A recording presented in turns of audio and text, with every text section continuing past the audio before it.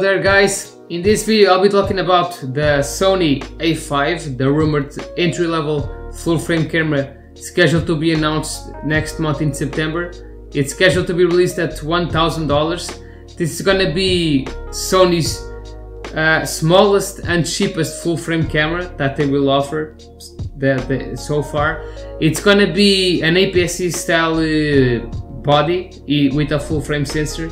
And there's already been some more rumored stuff released online, so I'm going to be talking about those rumored specs and stuff. And yeah, I'm going to be sharing with you my thoughts on this camera. I have done some videos on this camera as well in the past. You can check them on my channel, but it's going to be a more updated video because we've got some new information now. So I am right here on the Sony Alpha Rumors, my favorite site in the world.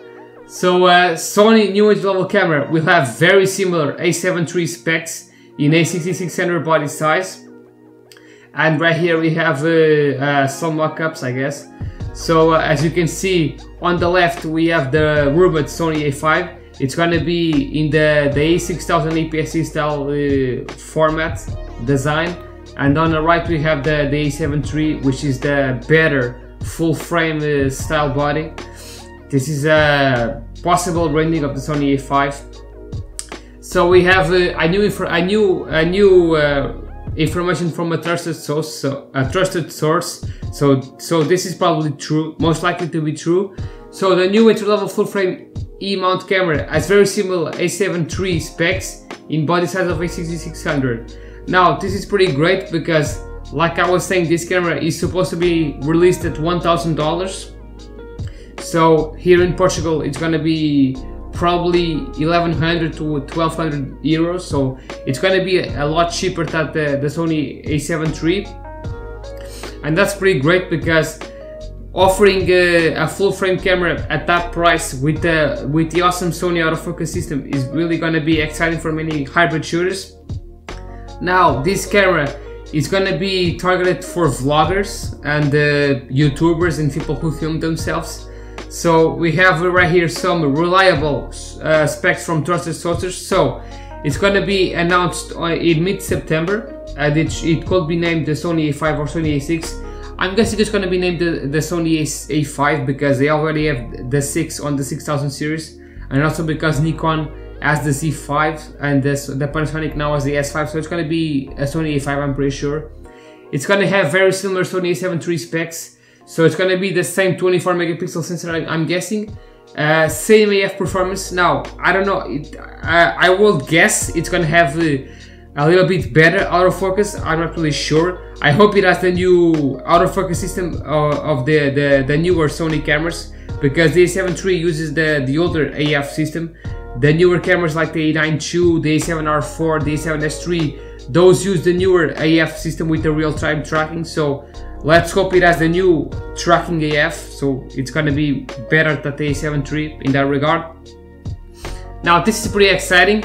It's gonna have the same full articulating screen of the A7S III. This is pretty great, but again, it is to be expected, I guess, because it's targeted for vloggers and YouTubers. So it's gonna have the full articulating screen. It's gonna have the body size of the A6600. So this is not really that exciting, but then again, if this camera is not really that crippled in video specs, this could be a pretty good camera to put on a gimbal, because with the APS-C style body, you can put it on a gimbal and still have a very lightweight package. So for a gimbal use, that would be nice. It's going to be targeted for vloggers and YouTubers, of course, like I was saying. It's gonna use the NP FZ100 battery, so it's gonna use the same battery as the full frame cameras and the 6600. So this is pretty great. It's gonna have pretty good battery life, so pretty nice that they're running the FZ battery and not the other battery. It's gonna have USB Type-C. Okay. It's gonna have a single SD card slot. This is to be expected because it's an entry-level camera, so it's gonna have a single SD card slot. Okay. It's gonna have a mic-in headphone jack. Okay, pretty great for monitoring yourself and monitoring audio. It's gonna have Wi-Fi and Bluetooth. Okay, now regarding the screen, I really hope Sony can improve the screen size and quality, because the screen on Sony cameras really sucks, especially the APS-C style screen. The APS-C cameras have a pretty small screen and the quality is not really that great, so let's hope this camera can improve on that. I really want a bigger screen in 3.2 inch. So yeah, that would be very nice with the full vertical in screen, so let's hope Sony can improve on that front, but I don't really see them improving the screen, unfortunately, so yeah. Then we have some specs from unknown or first time sources, still to be confirmed or denied by trusted sources. So these are specs that are not really from trusted sources, so they could be fake. It's gonna have a new body style similar to the A6000 style bodies with mixed metal and plastic. Okay, this is to be true, of course. This is true. It's gonna have the APS-C style body. The grip is pretty large to accommodate the battery. Okay, it's gonna use this. It's gonna be the same style as the A6600, so it's gonna have a more pronounced grip, just like the full frame cameras, to be able to accommodate the battery. It's gonna have 5 frames per second burst shooting. This is not really that great, but again, for the marketed targets, vloggers and YouTubers, they don't really need that high of burst shooting, so this is to be expected, and it's not really that important for a vlogging camera. It's gonna have IBIS. Now, ideally I would not add IBIS to this camera because Sony IBIS really sucks. The new Sony A7 III is the best when it comes to the image stabilization, but they had to add digital stabilization. That's why that camera is a little bit better than the older cameras. But everyone knows that Sony IBIS really sucks. So ideally, I would not add IBIS to this camera because IBIS adds a lot of cost to the camera. This camera being an A6000 style body, I would use it with the gimbal, so that would make much more sense than IBIS.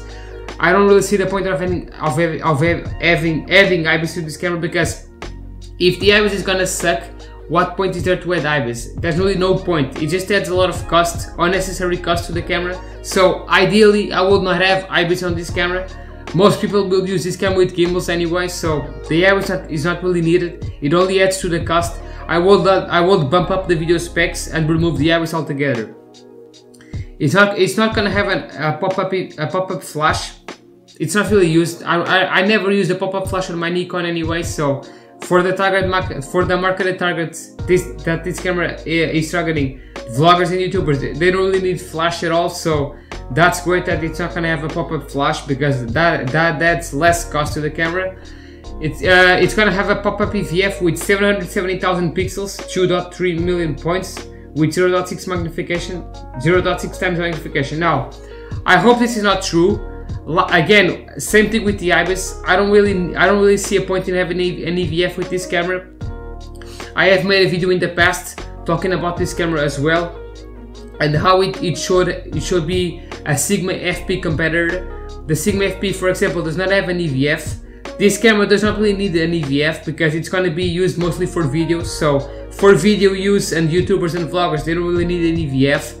A pop-up EVF with only that resolution is not really worth it. Why should they make this camera cost more by adding an EVF? Is beyond me. If you're gonna add a pop-up EVF with that low of resolution, you might as well not even add it. So yeah, ideally I would not use an EVF in this camera, because that's just gonna add more to the cost.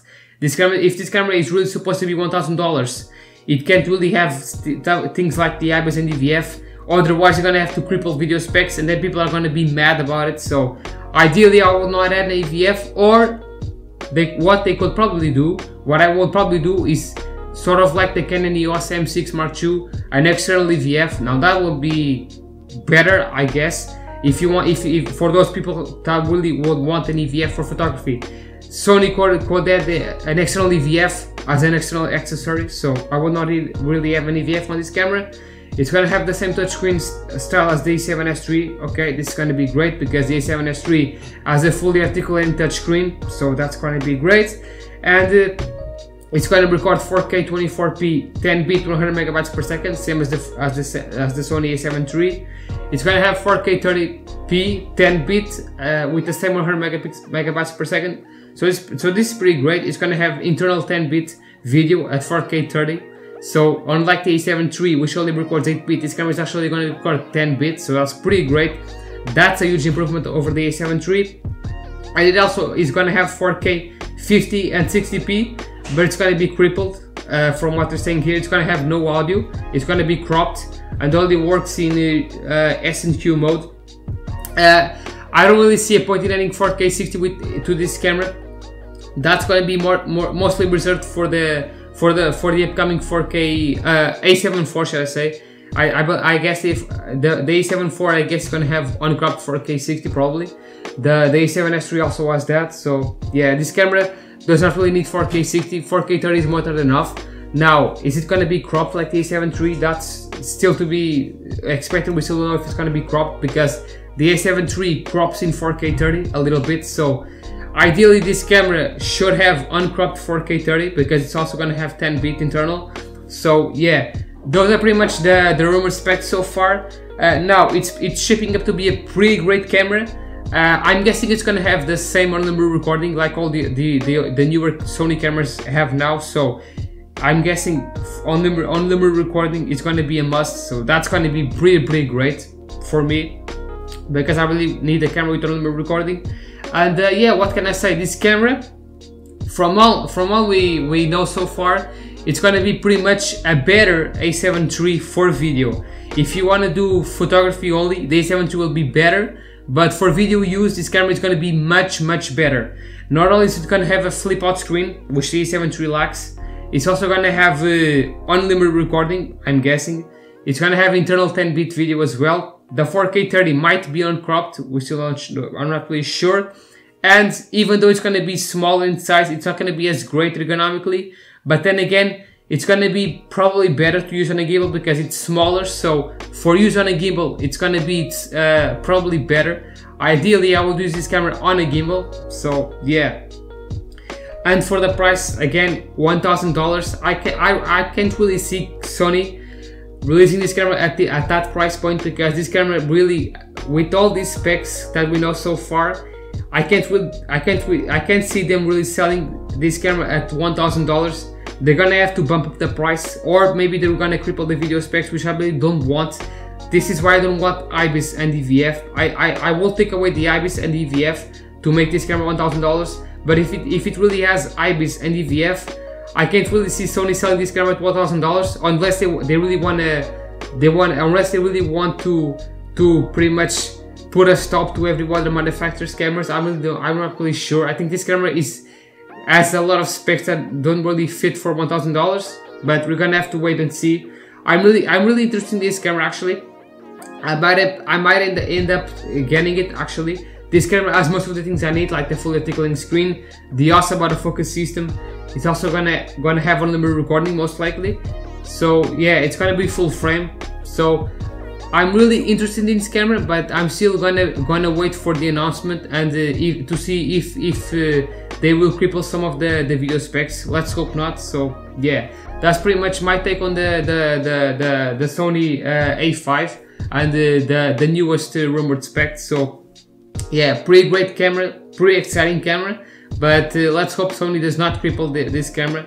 Let's hope this camera is just as good as the A7 III, and then they could release the A7 IV, which is gonna be the best hybrid camera most likely on the market. So yeah, thank you guys for watching the video. If you want to see more, you can hit the subscribe button and hit the notification bell. You can also visit my channel if you want to see more camera related videos. Like I said in the beginning, I also did some more Sony related videos, like mainly for the Sony A5 earlier as well in the past, so you can check those if you want to. And yeah, thank you guys for watching. Stay safe out there, and UNHOLY-OMEGA signing out. Let's hope Sony really delivers with this camera, because this camera is really exciting, and I really want to upgrade my Nikon camera because I really need better autofocus and better low light performance and better video quality. So thank you guys for watching, and UNHOLY-OMEGA signing out. I'll see you guys in the next video. Take care.